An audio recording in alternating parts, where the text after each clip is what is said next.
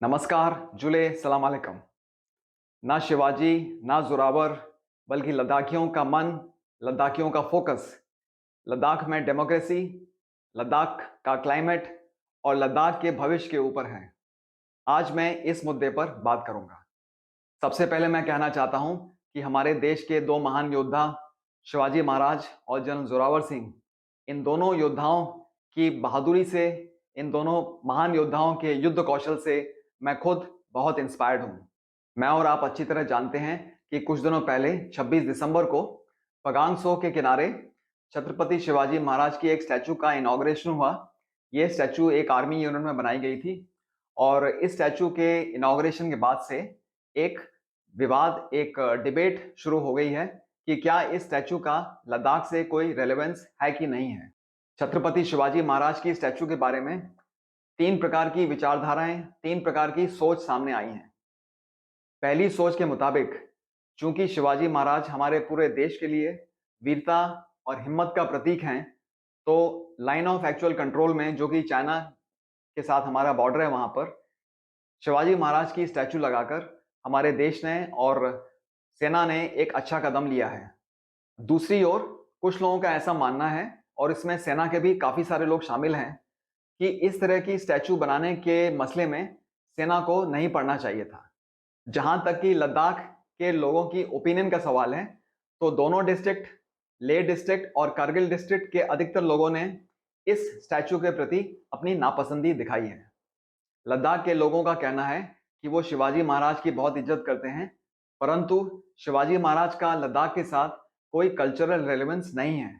और जो दूसरी बात लद्दाख के लोकल लोगों को पसंद नहीं आई है, चुशूल के लोगों को, चुशूल के काउंसलर कौनचोक स्टेंसन को, वो ये है कि इस स्टैचू को बनाने के पहले, इस स्टैचू को बनाने के टाइम लद्दाख के लोकल लोगों को कंसल्ट नहीं किया गया और उनको इसके बारे में कोई खबर नहीं थी।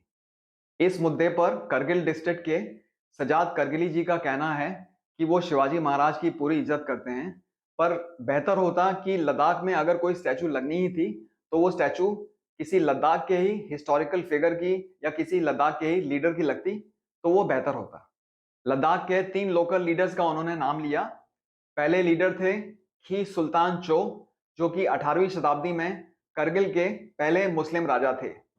दूसरे लीडर थे मकपॉन किंगडम के अली शेर अंचन, और तीसरे लीडर थे सेंगे नामग्याल, जिन्होंने 17वीं सेंचुरी में 1616 से लेकर 1642 तक राज किया, और इन्हें लेह का लॉयन किंग भी बोला जाता है। और सेंगे नामग्याल के बारे में कहा जाता है कि उन्होंने लद्दाख में बहुत सारी मोनास्ट्रीज बनवाई। कुछ लोगों का यह भी मानना है, विशेषकर जम्मू और पंजाब के लोगों का, कि अगर पगांसो में कोई स्टैचू बननी ही थी तो वो स्टैचू बननी चाहिए थी जनरल जोरावर सिंह की।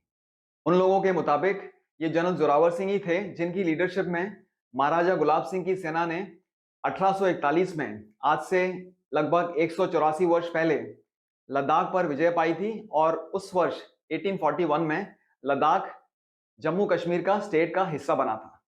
पर अगर आप जनरल जोरावर सिंह के बारे में किसी लद्दाखी से बात करेंगे तो वो एक दूसरी राय रखते हैं, और वो जनरल जोरावर सिंह को याद करने के बजाय अपने उन 15,000 लद्दाख भाइयों को याद करते हैं जिन्होंने जनरल जोरावर सिंह की सेना से लड़ते लड़ते अपने प्राणों की बलि दी थी।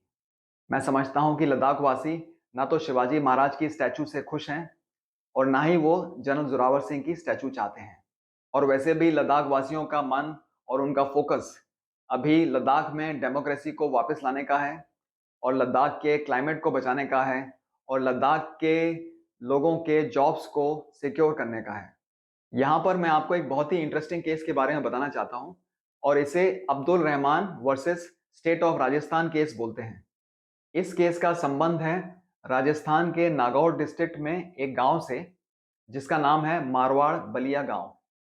इस गांव में नदी के किनारे एक परमानेंट स्ट्रक्चर बना था, और इस कंस्ट्रक्शन के खिलाफ अब्दुल रहमान ने कोर्ट में केस लड़ा था, और इस केस पर राजस्थान हाई कोर्ट ने एक बहुत ही इंपॉर्टेंट जजमेंट दिया था। इस जजमेंट के मुताबिक किसी भी वाटर बॉडी का या कैचमेंट एरिया का, चाहे ये लेक हो या रिवर हो, इसके किनारे कोई परमानेंट स्ट्रक्चर नहीं बनाया जा सकता। वो इसलिए क्योंकि कोर्ट का ये जजमेंट कहता है कि 15 अगस्त 1947 के बाद किसी भी वाटर बॉडी का, किसी भी कैचमेंट एरिया का स्टेटस बदली नहीं किया जा सकता और ये स्टेटस बदली नहीं किया जाए, इसकी जवाबदारी डिस्ट्रिक्ट एडमिनिस्ट्रेशन की होती है।